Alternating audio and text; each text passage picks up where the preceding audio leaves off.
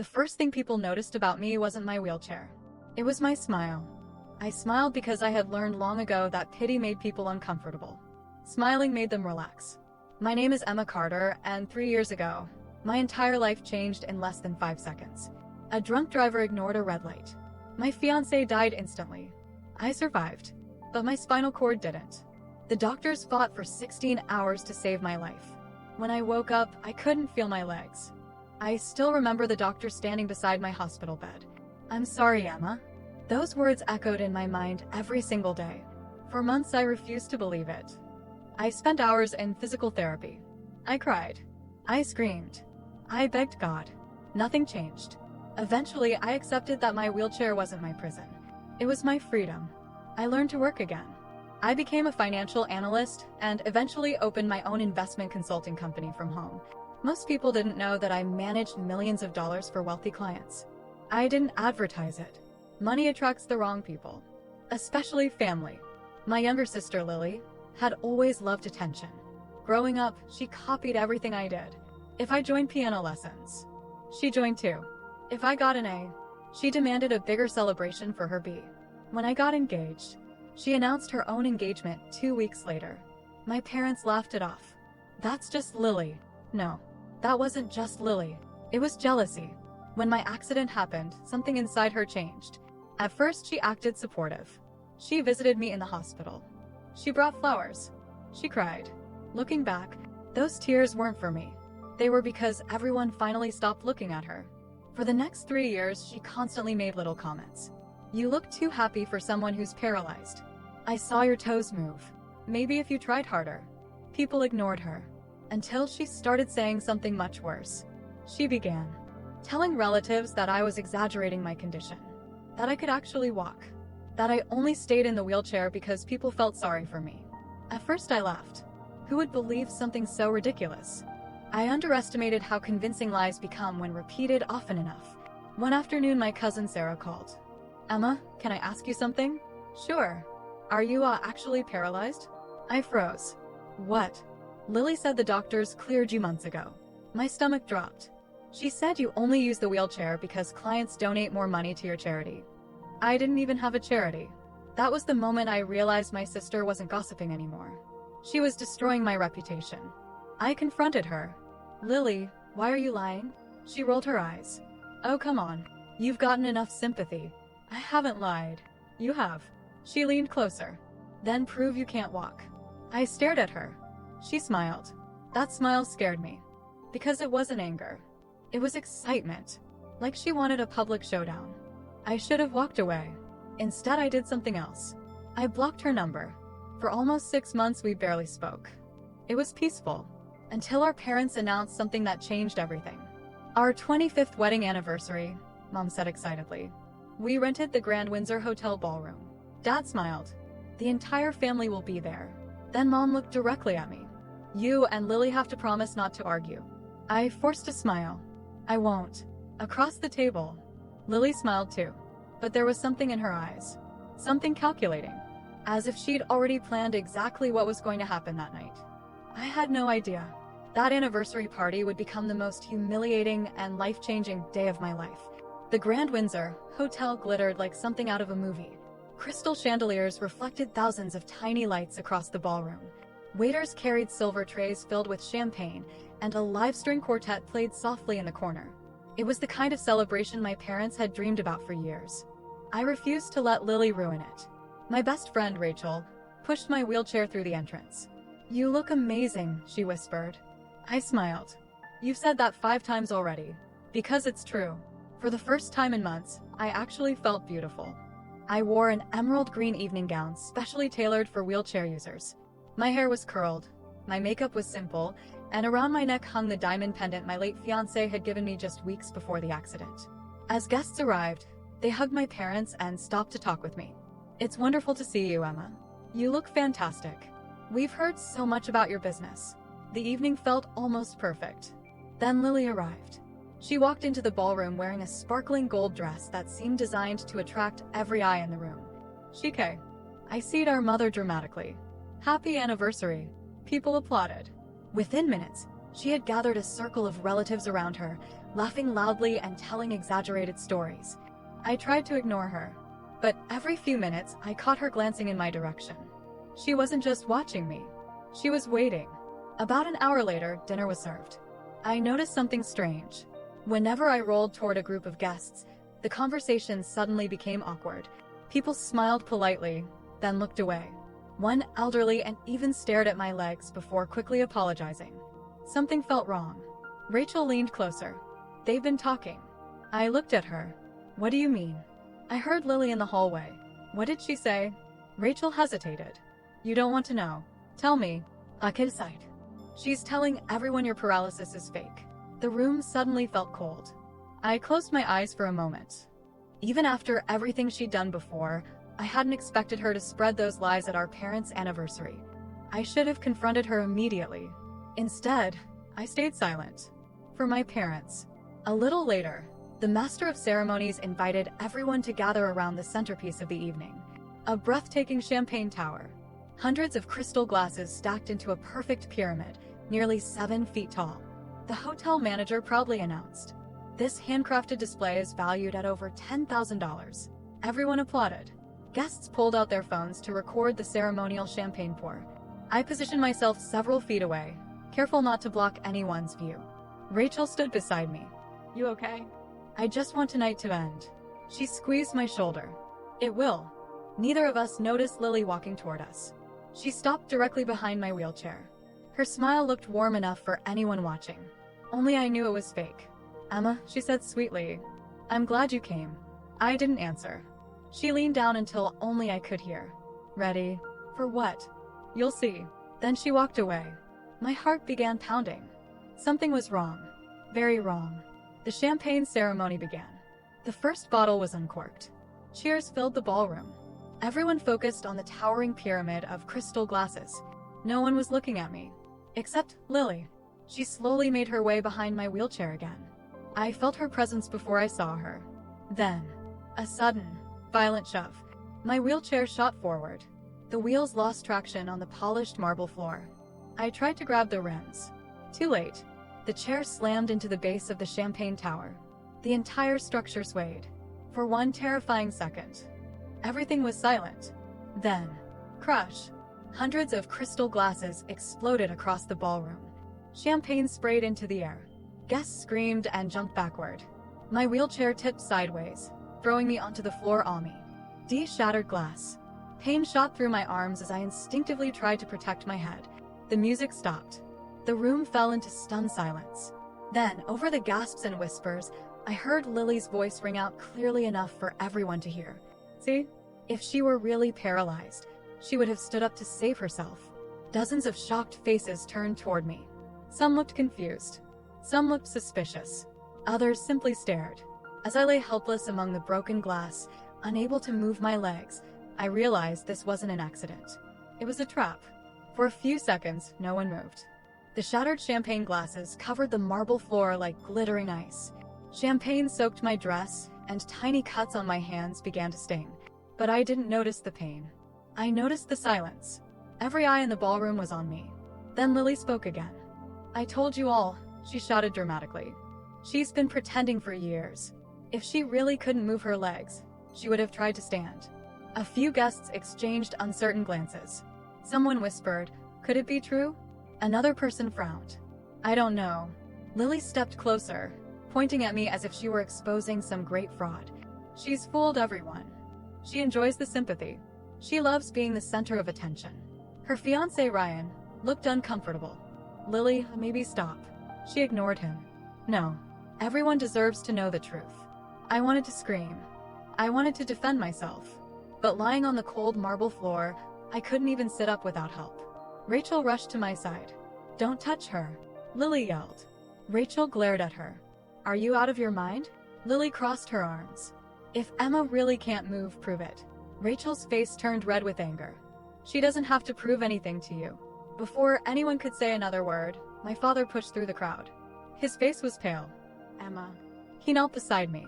Sweetheart, are you hurt? My hands. I whispered. And my shoulder. He carefully checked for injuries, trying not to move me. My mother burst into tears.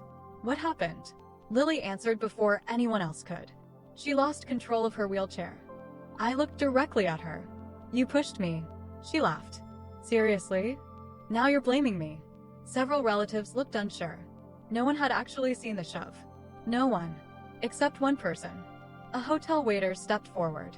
I saw it. The room became quiet again. He pointed toward Lily. She pushed the wheelchair. Lily's smile disappeared.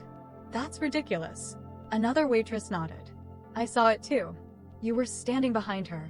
Lily's confidence faltered for just a moment before she quickly recovered. They're lying. The hotel manager stepped forward. We'll check the security cameras. For the first time that evening. Lily looked nervous. As everyone waited, 2 paramedics who had been hired for the event hurried over to examine me. One of them gently checked my legs. Can you feel this? No. He touched my foot. How about now? I shook my head. Nothing. Not even the slightest sensation. The paramedic looked up at the crowd. She has no response. Then he said something that made the room fall completely silent. This woman is clearly living with a serious spinal cord injury. The whispers stopped. People who had doubted me suddenly looked ashamed. But Lily wasn't finished. They're just taking her side, she snapped. She could still be pretending. The paramedic stared at her in disbelief. Ma'am, I've treated spinal cord injuries for 17 years. There is nothing fake about this. Just then the hotel manager returned. He was carrying a tablet. His expression was grim. We've reviewed the security footage. He looked directly at Lily. It clearly shows you placing both hands on the wheelchair. The crowd gasped. He continued. It also shows you pushing your sister directly toward the champagne tower. Ryan slowly stepped away from Lily. Lily. She shook her head frantically. It wasn't like that. The manager pressed play. The video appeared on the ballroom's large projector screen. Everyone watched in stunned silence. There was no misunderstanding. No accident. No confusion. The footage showed Lily looking around to make sure no one was watching. Then forcefully shoving my wheelchair. A collective gasp swept through the room. Someone whispered, "My God." Another guest muttered, "She could have killed her." Lily's face turned white. But before anyone could react further, a hotel employee hurried into the ballroom. "Sir." He looked at the manager. "The police are here." Someone had already dialed 911, and they had arrived much faster than Lily ever expected. The ballroom doors swung open. 2 uniformed police officers walked in, followed by a female detective carrying a notebook. The cheerful atmosphere that had filled the room just minutes earlier had completely vanished. Guests stepped aside as the officers approached the shattered champagne tower. The detective looked around calmly. "Who called 911? An elderly guest raised his hand. "I did. I saw the woman in the wheelchair hit the glass tower, and then people started shouting." The detective nodded. "Thank you." She turned toward me. "Ma'am, I'm Detective Sarah Collins. Can you tell me what happened?" Before I could answer, Lily interrupted. "It was an accident." The detective didn't even look at her. "I wasn't speaking to you." Lily fell silent. I took a slow breath. "My sister pushed my wheelchair." The detective wrote something down. "Were there witnesses?" "Yes." Almost a dozen voices answered at once. "I saw it." "So did I." The hotel cameras recorded everything. The detective exchanged a quick glance with one of the officers. "Let's see the footage." The hotel manager handed over the security recording. Everyone watched again. This time, the police watched every second carefully. The video clearly showed Lily standing behind my wheelchair. She looked around, placed both hands on the handles, and shoved me with enough force to send me rolling toward the champagne tower. The detective paused the video. "Zoom in." The image became clearer. There was no doubt. No accidental bump. It was deliberate. The detective closed the tablet. "Ms. Carter." She looked directly at Lily. "Do you have anything you'd like to say?" Lily forced a nervous laugh. "It was just a joke." Nobody laughed. "A joke?" the detective repeated. "You pushed a woman with a permanent spinal cord injury into a 7-foot glass structure." Lily swallowed. "I didn't think she'd actually hit it." The detective's expression hardened. "Intentional physical contact that causes injury is not a joke." Ryan, Lily's fiancé, finally spoke. I didn't know she'd planned anything like this." He looked devastated. "I thought she was just trying to talk to Emma." Lily turned toward him in disbelief. "Ryan." He slowly shook his head. "You lied to me too." She reached for his arm. He stepped back. "I'm done." With those 2 words, Their engagement ended in front of nearly 200 guests. Meanwhile, the paramedics finished examining me. One of them approached the detective. She has multiple cuts on both hands, bruising on her shoulder, and will need x-rays to rule out additional injuries. The detective nodded. Thank you. Then she turned back to Lily. Based on the evidence, you're being detained while we continue our investigation. Lily's face lost all color. What? You have the right to remain silent. As the officer began reading her rights, whispers spread through the ballroom. I can't believe she did that. To her own sister. How jealous do you have to be? My mother covered her face with her hands and began crying. I raised both of you. My father gently held her shoulders. Neither of them could understand how their family had fallen apart in a single evening. As the officers placed handcuffs on Lily, she suddenly looked at me. This time there was no fake smile. Only anger. This is your fault. I stared back at her. No, Lily. It's the consequence of your choices. She opened her mouth to argue, but the detective interrupted. Let's go. The officers escorted her through the ballroom. Guests silently moved aside. The same people who had admired her glamorous entrance less than 2 hours earlier now watched her leave in handcuffs. The doors closed behind her. The room remained silent. I thought it was over. I was wrong. The biggest shock of the night was still waiting for me. Because the detective had one more question. One. That would uncover a secret Lily had been hiding for months. The ballroom was finally quiet. Broken glass had been swept away, the champagne tower was gone, and many guests had already left. An ambulance waited outside to take me to the hospital for precautionary x-rays. Just as the paramedics prepared to move me, Detective Sarah Collins walked over. Emma, she said gently, before you leave, I need to ask you something. I nodded. Has your sister ever tried to hurt you before tonight? I thought for a moment. No, I'm not physically. What about threats? I hesitated. She constantly told people I was faking my paralysis. The detective wrote it down. Anything else? I remembered something that had always bothered me. About 2 months ago, someone tried to access my business accounts. The detective looked up. What do you mean? My accountant called me because someone claiming to be my sister requested information about my investments. I never gave permission. The detective exchanged a quick glance with her partner. Did anything go missing? No. But it scared me. She closed her notebook. It may not be related, but we'll look into it. At the time, I had no idea just how closely it was connected. The next morning, I was resting in my hospital room. Thankfully, nothing was broken. Just bruises, cuts, and a badly strained shoulder. Rachel sat beside my bed with a cup of coffee. You know, she said, the video is everywhere. What video? The hotel guests uploaded it. My stomach tightened. She handed me her phone. News headlines filled the screen. Woman caught pushing wheelchair user into glass display. Family celebration ends in arrest. Security camera exposes cruel sister. Millions of people had already watched the footage. Comments poured in by the thousands. Most were supportive. Some shared their own experiences with disability discrimination.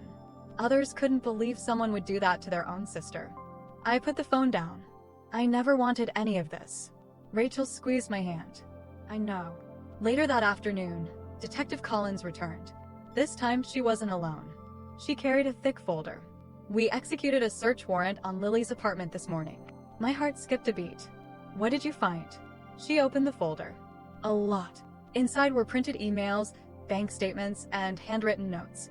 One page immediately caught my attention. It was a list. At the top, in Lily's handwriting, were the words, "How Emma gets attention." Below it were bullet points. Wheelchair sympathy.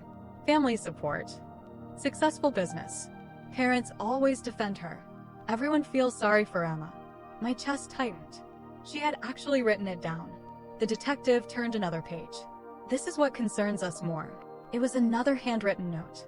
Across the top, it read, "If everyone believes she's lying, she'll lose everything." I couldn't breathe. Rachel covered her mouth in shock. She planned this. The detective nodded. It appears she did. Then came the biggest surprise. We also found emails between Lily and someone posing as a financial advisor. What? They discussed your investment company. I frowned. I don't understand. The detective continued. We believe Lily was trying to gain access to your financial records. My mind raced. But why? She looked directly at me. Because according to these messages, she believed you were worth several $1 million. I almost laughed. My company manages clients' money. I don't personally own millions. Exactly. But she didn't know that. The detective slid one final document across my hospital table. It was an email draft Lily had never sent. Reading it made my blood run cold. Once everyone believes Emma is a fraud, no one will trust her business. She'll lose her clients. Then she'll finally know what it feels like to be nothing. A tear rolled down my cheek. This had never been about the wheelchair.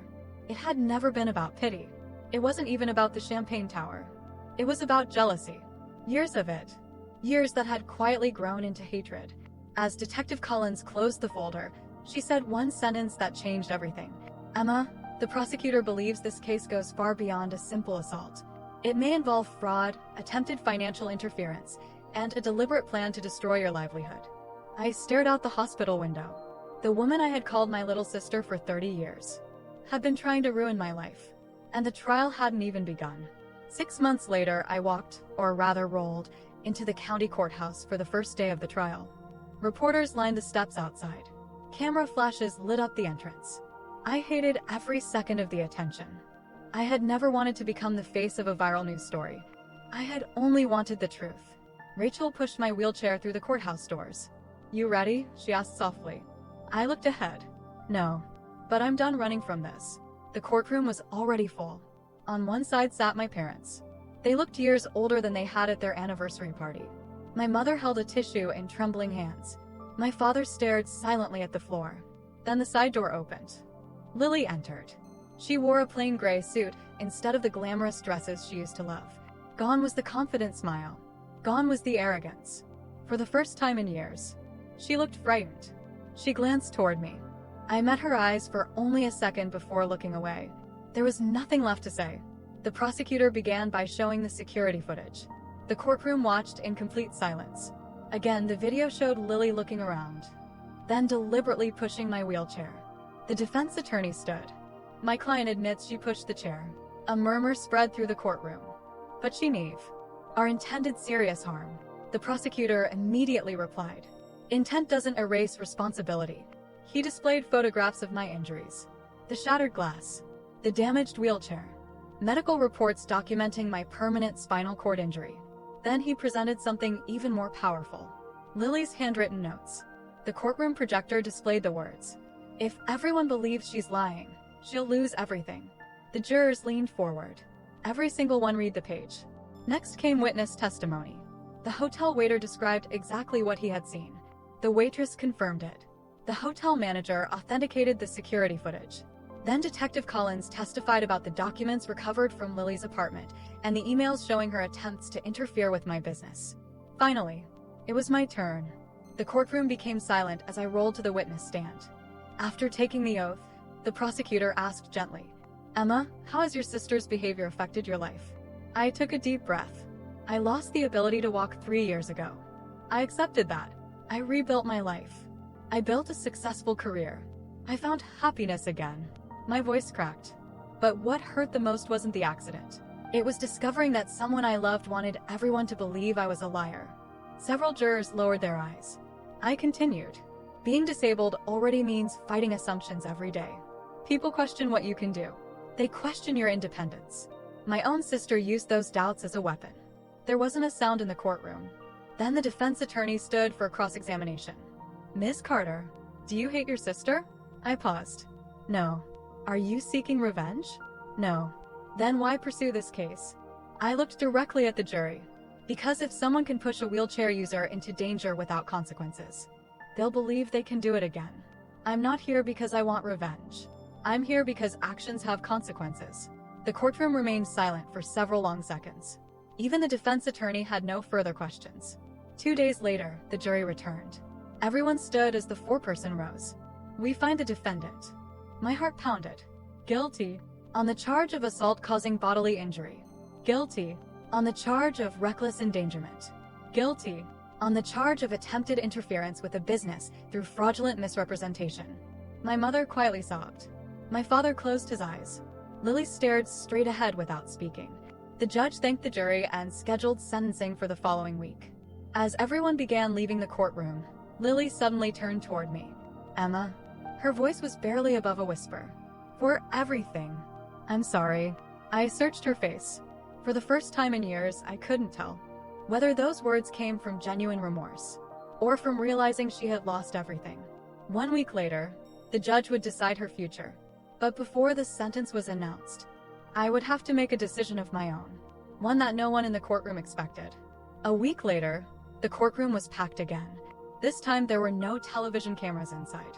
Only family, friends, and the people whose lives had been forever changed by one moment of jealousy. Lily stood before the judge with her head lowered. She looked nothing like the woman who had strutted into our parents' anniversary party months earlier.